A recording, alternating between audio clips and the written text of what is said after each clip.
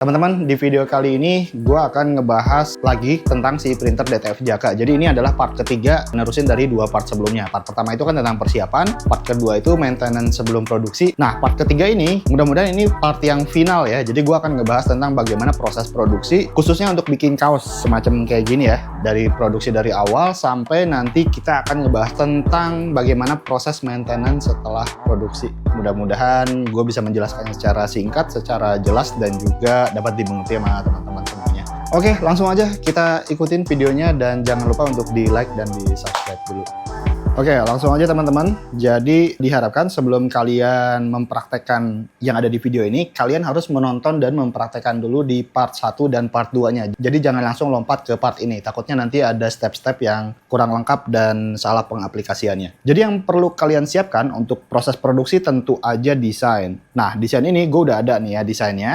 Desainnya adalah seperti ini, dan ini nanti bakal dibikin di kaos hitam. Previewnya kurang lebih kayak gini. Ini masih di mirror ya, makanya tulisannya kebalik. Terus juga kalau untuk masalah settingan si software RIP-nya ini, kayaknya gue udah pernah ngebahas di video part pertama deh. Kalian bisa nonton aja di sana. Nah, kemudian langkah berikutnya setelah menyiapkan desainnya, sekali lagi di video ini, gue nggak bakal ngejelasin detail bagaimana cara bikin desainnya dan bagaimana settingan si DTG RIP-nya. Kalau untuk masalah desain, kalian bisa belajar, itu semuanya udah ada di YouTube. Kalian tinggal ketik aja apa yang mau kalian pelajari. Kemudian untuk software DTG RIP-nya itu udah ada di part yang pertama. Terus berikutnya, anggap aja kita ini udah maintenance ya, karena ini kan videonya ngelanjutin video yang kedua tentang maintenance harian. Jadi ini udah selesai maintenance dan memang gue udah melakukan maintenance tadi, dan sekarang kita akan langsung melakukan produksi. Cara yang pertama adalah kita masukkan pad filmnya ke bagian belakang. Oke, yang pertama kita akan buka box pad film ini. Kalau misalkan kalian ada ada box yang nggak kepake, bisa digunakan juga nih. Lumayan untuk menahan lembab, bukan menghilangkan lembab, tapi agar tidak terjadi kelembapan lah di pad film ini. Oke, kemudian ini pad filmnya ditarik, kemudian dimasukkan ke bagian belakang dan dipepetin kurang lebih ke arah kanan ya. Tapi nggak usah terlalu mepet juga nggak masalah sebenarnya. Ntar ini kayaknya harus digeser dulu printernya ke kiri karena kemarin habis dipindah-pindahin ya. Nah, oke. Dan kita masukkan pad filmnya. Ingat ya, ini proses produksi ini dilakukan setelah selesai proses maintenance. Jadi itu penjelasannya ada di video kedua kemarin. Oke, setelah pad filmnya kira-kira mentok, baru kita dorong pad filmnya ke dalam menggunakan modul ini nih, dipencet yang depan. Maka dia akan masuk ke dalam. Oke. Kayaknya kurang ke kanan dikit, kita kasih ke kanan sedikit. Oke, nah cukup. Setelah pad filmnya masuk, baru kita kasih perintah print di software RIP-nya. Oke, sedikit aja gue bakal ngejelasin di software RIP-nya ya. Oke, untuk ngasih perintah print, itu ada di bagian tab printer atau layout. Kemudian di atas nih ada logo gambar print. Nah, untuk ngeprint di software DTG RIP ini harus di mirror ya. Nah, ini ada nih menu mirror, di sini udah di mirror, kemudian tinggal klik aja printnya. Sekali lagi settingannya itu ada di part pertama ya. Kemudian untuk desain-desain yang berwarna seperti ini harus wajib dicentang nih, yang print color first sama white plus color. Nah, di bagian atas ini ada settingan yang bisa kalian cek terlebih dahulu apakah udah benar atau belum. Nah, untuk ngeprint kali ini gue pakai settingan 1440 x 1440 atau settingan height. Mungkin nanti kita akan sekalian hitung berapa lama proses printnya untuk ukuran kurang lebih berapa ini ya. Ya nggak nyampe A3 sih, tapi settingannya yang height. Kita balik dulu ke sana untuk ngitung waktunya ya. Oke, ini gue buka aja kali ya biar lebih kelihatan lebih ini. Sebentar, ada paket. Ya. Oh ya. Ini mas. Masih ya. Oke, kita mulai ya. Gue bakal ngasih perintah print dari si software RIP ini. Nanti gue akan pencet si stopwatch-nya ini ketika rumah cartridge-nya ini udah bergerak. Oke, sebentar. Di sana masih ngasih perintah untuk ngeprint di komputernya.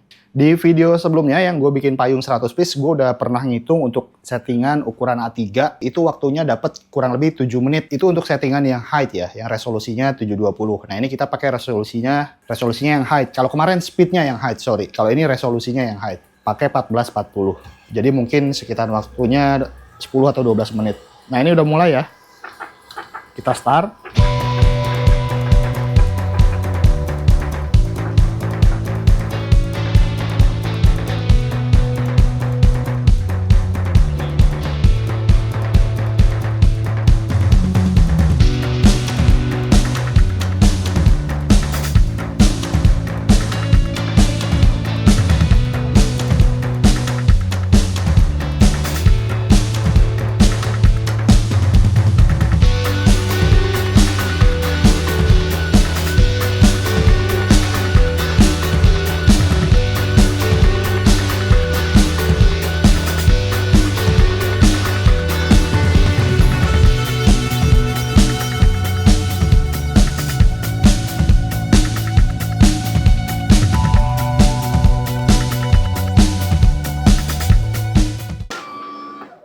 Oke, dan selesai. Stop. Dapat waktunya di angka 12 menit 25 detik ya, sesuai dengan prediksi yang gue bilang.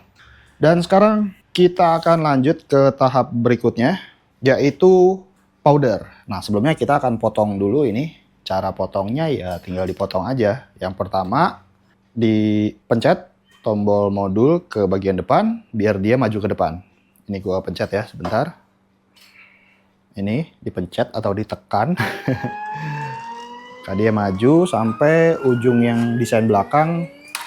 Nah, sampai situ atau seenaknya kalian aja lah. Intinya biar ngeguntingnya gampang kayak gitu. Sekarang kita akan potong. Jangan sampai dipegang ya si tintanya ini karena ini masih basah. Nah, kemudian setelah selesai dipotong, ntar ini gue taruh dulu ke sebelah sini. Gue pindahin kameranya dulu. Kita akan ke tahap berikutnya, yaitu ini bisa dimundurin dulu aja ya. Dimundurin, terserah sampai mana, atau mau dimasukin lagi ke boxnya, kemudian printernya dimatiin atau gimana. Tapi nanti kita akan bahas ke maintenance setelah produksinya. Sekarang kita masuk ke tahap powder. Nah, ini powdernya. Di dalam box itu ada powdernya. Sekarang kita akan kasih powder. Caranya tinggal dinaikin aja powdernya ke pet film ini.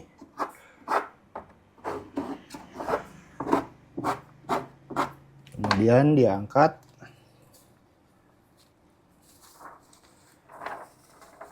Dan diratain. Kayak gitu aja sih. Nah, ini udah 2 kali ayun. Biasanya ini 3, biasanya 4 kali. Ya, 4. Nah, kemudian setelahnya kita kebas dulu kayak gini. Oke, terus kita sentil-sentil. Fungsinya biar si powder-powder yang nempel di bagian belakang sini itu jatuh, dan juga powder yang nempel di luar desain ini juga jatuh ke bawah. Nggak usah terlalu keras. Nah, cukup. Setelah selesai, ini bisa langsung kita oven. Cuma gue lupa nyalain ovennya. Kita nyalain dulu ovennya ya. Oke, ini ovennya dilihat dari pinggir. Kita nyalain. Cara nyalainnya tinggal dipencet aja tombol yang merah di belakang, yang deket kabelnya. Nah, setelah dipencet, kalau kalian perhatikan di sini ada 2 layar utama. Sebentar gue turunin dulu. Maafnya agak sempit soalnya tempatnya. Dari mana ya? Dari bawah sini aja kali ya. Nah, ini yang paling kiri itu adalah timer. Timernya itu kalau misalkan kalian beli oven ini udah gua setting di angka 300 detik atau 5 menit. Nah, begitu dinyalakan, waktu yang di atasnya ini otomatis dia akan mundur atau menghitung mundur dari 300 detik sampai 0 detik. Itu biarin aja, cuekin aja. Nah, terus kalau angka 5 di bawahnya ini adalah angka atau waktu dalam hitungan detik seberapa lama si mesin oven ini akan bunyi ketika waktunya udah habis. Jadi kalau misalkan 5 detik dia akan bunyi beep gitu ya selama 5 detik gitu. Nah, ini cuekin aja sebenarnya. Terus kemudian yang sebelah sana mudah-mudahan kelihatan itu adalah pengaturan suhu. Suhu yang bawah, yang warna hijau yang di bawah itu adalah suhu yang udah gua setting dari sini ya, 165. Kemudian yang di atas itu yang warna merah adalah suhu aktual yang sekarang. Jadi ini makin lama makin naik nih. 50, 51, 52, 53. Nah, itu suhunya naik nanti mentok sampai di 165 gitu ya. Jadi hitungannya kurang lebih untuk proses pengovenan itu suhunya adalah 165 dan waktunya agak bervariatif nih. Kalau gue settingnya di 5 menit. Sebenarnya ada yang 3 menit atau 4 menit pun bisa sebenarnya lebih cepat gitu ya. Tapi kalau gue lebih nyari tingkat matang yang lebih meyakinkan aja deh. Jadi gue pakainya di 5 menit atau 300 detik. Nah, nanti biasanya si suhu itu belum mencapai 165, tapi si detik ini udah 0 dan dia akan bunyi beep selama 5 detik. Itu cuekin aja. Nanti dia bakal stay di 0 angkanya ini ya. Nanti kita lihat deh, begitu ini belum sampai 165 tapi ini udah bunyi beep, itu cuekin aja untuk yang pertama ya. Kita akan cepetin aja. Oke, 13 detik lagi. Nanti ingat kalau ini waktunya udah sampai 0, dia akan bunyi beep selama 5 detik dan itu cuekin aja karena suhunya belum mencapai 165.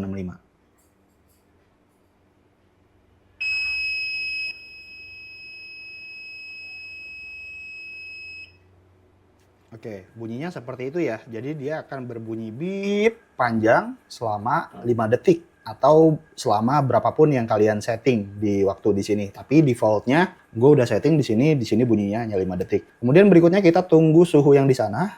Suhunya masih 152 ya, sedangkan kita settingnya kan di 165. Jadi kita tunggu aja sampai suhunya 165 gitu ya. Nah ini biarin aja 0. Nanti ketika suhunya udah 165, kemudian kita masukin pet film yang udah dikasih powdernya ke dalam sini, dimasukin ke dalam situ. Baru kita pencet tombol bulat di timer ini nih, ada tombol kecil bulat di timer kita pencet. Maka dia akan mulai lagi hitung mundur dari angka 300 detik. Yang atas akan berubah jadi 300, kemudian hitung mundur, dan yang bawah akan berubah lagi dari 0 menjadi 5. Kayak gitu. Jadi kita tunggu aja dulu sampai 165. Oke, suhunya udah mencapai kurang lebih sekitar 165 ya. Ini masih 164. Nanti pun pada saat kalian membuka oven ini ke atas, bentar gue pindahin dulu si kameranya. Pada saat kalian membuka oven ini ke atas, biasanya suhunya turun tuh. Karena otomatis kan panasnya keluar gitu, menyebar. Dan itu biarin aja, itu normal, nggak masalah gitu ya. Makanya kalau untuk model oven buaya seperti ini, kalau misalkan kalian ngebuka bagian atasnya itu jangan terlalu lama. Karena takutnya nanti suhunya udah keluar-keluar lagi gitu ya. Oke, sekarang kita langsung masukin aja si printer-printeran yang tadi, yang ini, yang udah dicetak dan dikasih powder. Kita masukin ke dalam sini, taruh pas di tengah. Oke. Kita tutup, kemudian pencet tombol bulat yang di layar timer yang tadi udah gua kasih tahu. Tinggal dipencet aja. Pencet. Nah, maka dia akan menghitung mundur seperti ini. Nah, tadi udah gue pencet ya, maka dia akan hitung mundur. Nah, bisa dilihat suhunya turun sampai ke 155. Itu nggak masalah. Biarin aja. Makanya gua kasih waktunya itu 300 detik atau 5 menit karena untuk ngakalin si suhu yang turun ini ketika kita buka si ovennya gitu ya. Jadi ini kita akan tunggu aja sampai matang. Oke, ini udah selesai, tadi udah bunyi ya, cuma gue telat nyalain kameranya. Jadi kita langsung angkat aja dan kita keluarkan. Hati-hati yang bagian bawah sini agak panas, tapi nggak sepanas yang atas ya. Oke, kemudian kita tutup lagi dan karena ini udah selesai, jadi kita matiin aja. Dah, matiin dan ini hasil jadinya setelah di powder dan di open. Nah, setelah ini kita akan langsung press aja ke kaosnya. Kita akan nyalain dulu si mesin pressnya. Kita nyalain tombol powernya. Posisi tombol power tergantung dari mesin press yang kalian pakai ya. Ada yang di samping, ada yang di atas, ada yang di belakang mungkin. Dan untuk suhunya, ini gue pakai suhu 165 dan waktunya 15 detik. Nah, ini lagi menuju suhu 165. Kemudian ini pad karetnya udah gua ganti ya, karena kemarin masih yang pakai ukuran kecil yang untuk cetak payung itu. Kemudian kita ganti pakai ukuran yang standarnya 38x38 dan ini kaosnya pakai kaos Gramasi 30S ukurannya XL. Jadi ini seperti kaos yang gua pakai sekarang ya, yang gambarnya Scorpion itu. Dan ini masih nunggu panasnya. Terus kalau nanya, "Bang, beli kaosnya di mana?" Di online banyak sih. Karena gue nggak bisa menyebutkan merek, nggak bisa menyebutkan toko. Ya untuk beberapa orang atau beberapa komunitas sih biasanya kalau ada yang nanya gue jawab sih. Cuma kalau secara umum gue nggak bisa menyebutkan hal itu gitu. Biar lebih fair aja persaingan bisnisnya gitu ya. Yang penting Gramasinya 30S. Kemudian kalian lihat review-reviewnya aja. Kalau reviewnya bagus-bagus, terus banyak orang yang beli, ya udah bolehlah dicoba gitu ya. Dan cari yang memang penjual kaosnya ini konsisten ya dari segi kualitasnya. Oke, kita masih nunggu ini sampai suhunya 165 dulu. Oke, suhunya udah di 165. Sekarang kita akan melakukan proses pengepresan. Kita siapkan kaosnya dan juga si desainnya ya. Gua akan taruh di sini aja. Oke, ini bakal gua press di bagian depan aja kali ya, biar kelihatan kalau lagi ngaca maksudnya. Nah, ini biasanya ya tinggal ditaruh aja sih. Jadi yang ada di atas pad karet merah itu, pad ya, bukan pad karet itu hanya kainnya aja, tidak termasuk jahitan, baik itu jahitan lengan ataupun jahitan kerah. Nah, untuk berikutnya kita akan melakukan preheat. Jadi preheat itu kayak semacam kita setrika dulu lah. Kita press aja kayak gini, tekanan standar aja 2-3 detik, kemudian angkat. Nah, kemudian kita taruh desainnya. Nah, biasanya desainnya ini ada kayak gini, biasanya gue potong dulu deh bentar. biar lebih gampang. Jadi ini ada sisaan pet film atasnya, gue potong dulu. Oke, cukup. Nah, kita taruh aja kayak gini. Nah, biasanya ngukurnya itu gue kalau dari jahitan kerah itu 7 cm atau 4 jari. Kita kasih 7 cm aja ya. Oke, 7 cm seperti ini. Kemudian kanan kirinya kita ukur juga 6 cm. Nah, jadi biar kena kepres semuanya gitu. Karena ini ukurannya itu kan mesin presnya itu 38 kali 38, sedangkan desain yang tadi itu kan 36. Jadi ini bisa dalam 1 kali press bisa dapat nih, maksudnya gitu ya. Udah siap, dipastikan udah nempel semuanya. Sekarang kita akan press yang pertama selama 15 detik.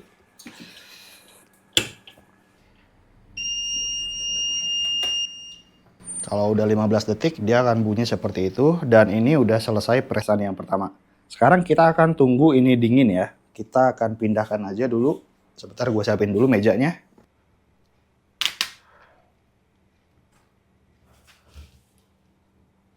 Oke, jadi ini gue udah taruh di meja. Jadi kita tunggu dulu sampai dingin. Oke, kayaknya ini udah cukup dingin. Kita akan langsung cabut aja. Kita pelan-pelan dulu. Sambil lihat tingkat kematangannya. Sebenarnya bisa lebih lama sih di deminya. Biar lebih dingin banget. Cuma agak kelamaan nih kalau misalkan terlalu nungguin dingin. Terutama di tulisan-tulisan kecil kayak gini ya. Biasanya kalau belum dingin sempurna dia agak susah dicabutnya, jadi harus hati-hati. Oke. Langsung tarik aja. Set. Dan selesai untuk presan yang pertama ya. Oke, udah selesai untuk presan yang pertama dan ini fat filmnya udah tercabut. Jadi seperti ini tinggal kita press lagi aja sekali lagi. Yuk. Untuk proses pengepresannya sama, suhunya 165 dan waktunya 15 detik.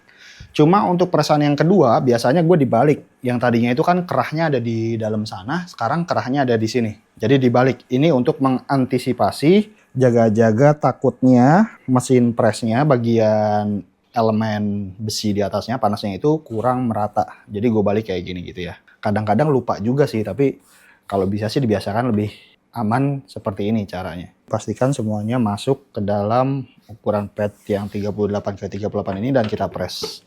Suhunya sekali lagi sama 165 dan waktunya 15 detik. Jadi kita pakai yang standar aja ya. Sampai bunyi. Oke, dan selesai. Oh ya, mau ngasih tahu aja. Ini atasnya ada teflonnya ya. Jadi teflonnya itu ada yang udah terpasang seperti ini, ada yang terpisah. Jadi ini besi dan teflonnya manual gitu ya, di gelarnya manual. Kalau ini udah terpasang di mesin pressnya. Oke, ini udah jadi dan gue akan ngasih lihat ke kalian hasilnya. Hasilnya seperti ini. Bentar, kurang berdiri. Nah, kelihatan nggak? Mantep ya. Classic Cam. Gue pakai aja kali ya. Sekarang kan gue pakai yang kaos yang ini. Nanti gue akan pakai kaos ini. Dan gue akan pakai terus-terusan. Setiap gue muncul di video ini atau setiap gue berkegiatan di toko ini, gue bakal pakai si kaos ini. Sekaligus kita akan cuci, tes kekuatannya, ketahanannya, dia bisa kuat berapa lama ya. Kalau yang ini udah dicuci 4 kali kalau nggak salah. Dicuci dan disetrika dan dikeringinnya ini pakai mesin apa sih tuh? Yang pakai gas, yang pakai api lah. Jadi ngeringinnya di situ, bukan dijemur ini ya. Jadi ini udah melalui tahap yang lumayan ekstrim bisa dibilang dan ini masih oke, masih bagus ya. Nah, biar jadi bukti untuk teman-teman semua, di video kali ini gue bakal coba pakai kaos ini terus-terusan. Kita akan lihat dan gue mungkin akan nulis di sana kali ya. Kita tulis aja sekarang kali. Kita akan tulis sekarang itu tanggal 31 ya. Ini benar-benar akhir tahun. Kita pakai spidol permanen deh. Nih, spidol permanen ya. Kita tulis di sini aja. Kaos mulai dipakai tanggal 31 bulan 12 tahun 2024. Nah, kita lihat nanti sampai kapan dia akan bertahan.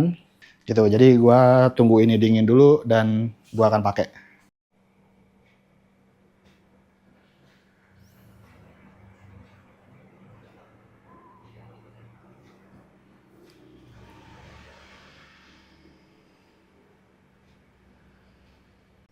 Oke, ini udah gue pakai ya kaosnya. Bisa dilihat hasilnya seperti ini. Kita akan ke tempat yang lebih terang.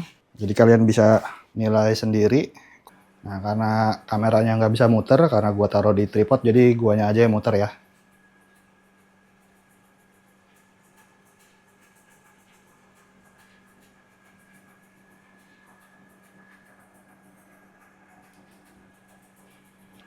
Oke teman-teman, kita lanjut. Bikin kaosnya udah selesai, produksinya udah selesai. Sekarang kita anggap aja ini udah mau closing ya. Kita mau maintenance setelah produksi. Jadi yang pertama,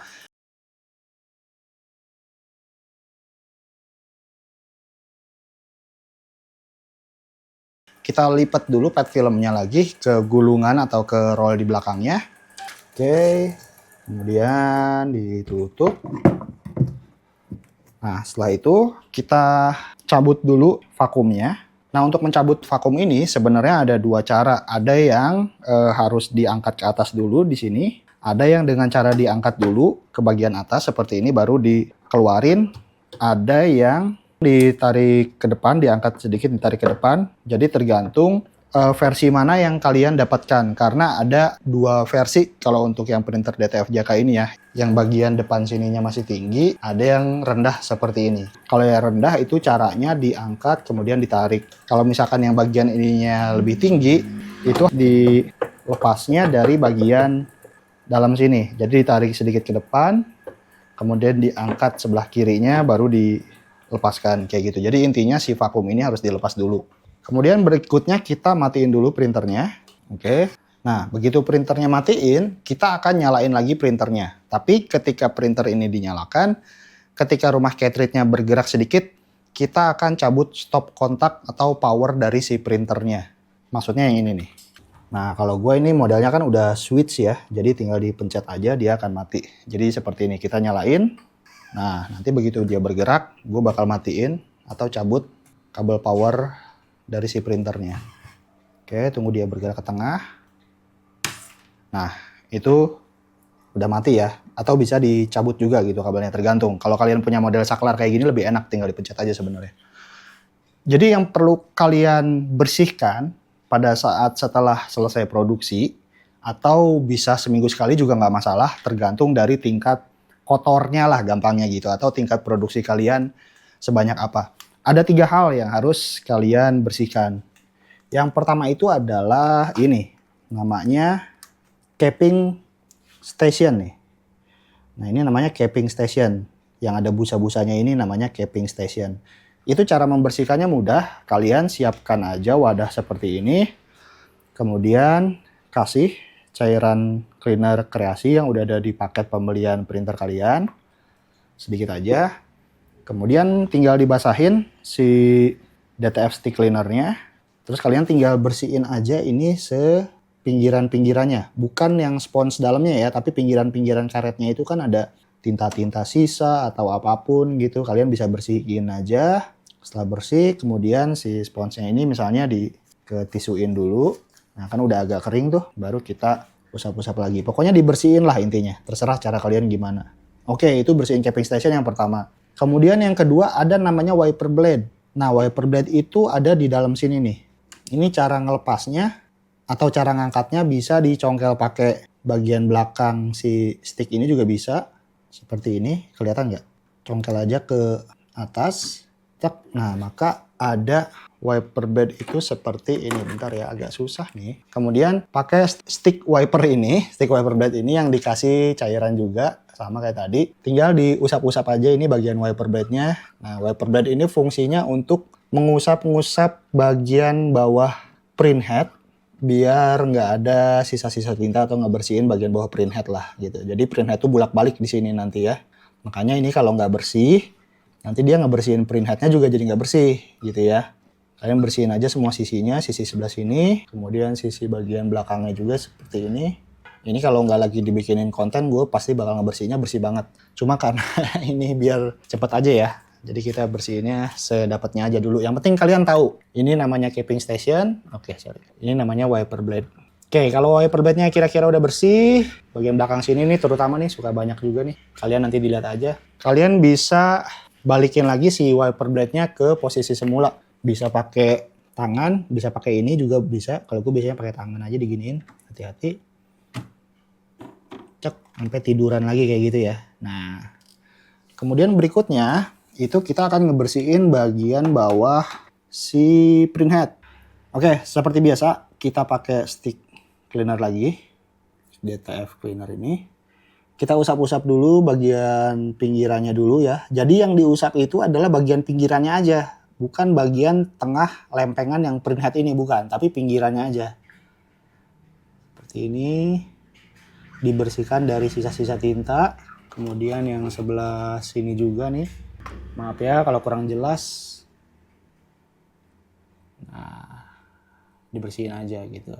Jadi jangan mengusap bagian bawahnya. Kalaupun mau mengusap bagian bawahnya dan terpaksa harus mengusap bagian bawahnya, itu diusahakan dulu stick wiper DTF-nya itu bersih dulu, kemudian dikasih cleanernya agak banyakan gitu ya. Tapi kalau gue jarang sih ngusap bagian bawah. Sesekali aja kalau kira-kira memang lagi butuh gitu ya. Gue lebih ngebersihin bagian pinggirannya aja nih, besi-besinya ini kan ada bagian besi putih tuh. Oke, bersihin sama bagian sini nih biasanya yang banyak.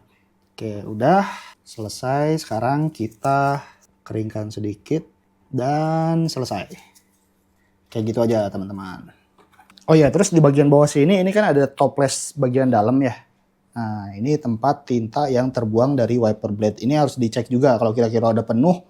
Ini bisa dibuang dan dibersihin aja. Tapi biasanya penuhnya tuh sampai lama banget sih, bisa sebulan, 2 bulan, bahkan 3 bulan gitu ya. Jadi kalau untuk sekarang biarin aja dulu kayak gitu. Oke, berikutnya sekarang kita nyalain lagi si printernya, dicolokin lagi kabel powernya. Kemudian kita nyalain printernya. Jangan lupa dicek dulu wiper blade-nya udah harus turun ke bawah ya, jangan dalam posisi keadaan ngangkat gitu. Dan oh ya, tadi kelewat. Sebenarnya sebelum melakukan proses pembersihan ketiga part penting tadi, gue udah melakukan cleaning dan nozzle check. Jadi rotasinya seperti itu ya. Cleaning dulu. Jadi proses produksi nih, produksi selesai, kemudian kalian cleaning, terus nozzle check, setelah itu baru ngebersihin 3 part ini, kayak gitu. Nah ini udah selesai, kita nyalain lagi printernya, agar si posisi rumah cartridge kembali ke posisi semula di pojok sebelah kanan dari depan ya. Nah setelah lampu hijaunya standby, artinya udah diem, udah selesai. Sekarang kita pasang kembali vakumnya. Sekali lagi, untuk model body printer DTF Jaka yang gue pakai, ini masukinnya dari depan.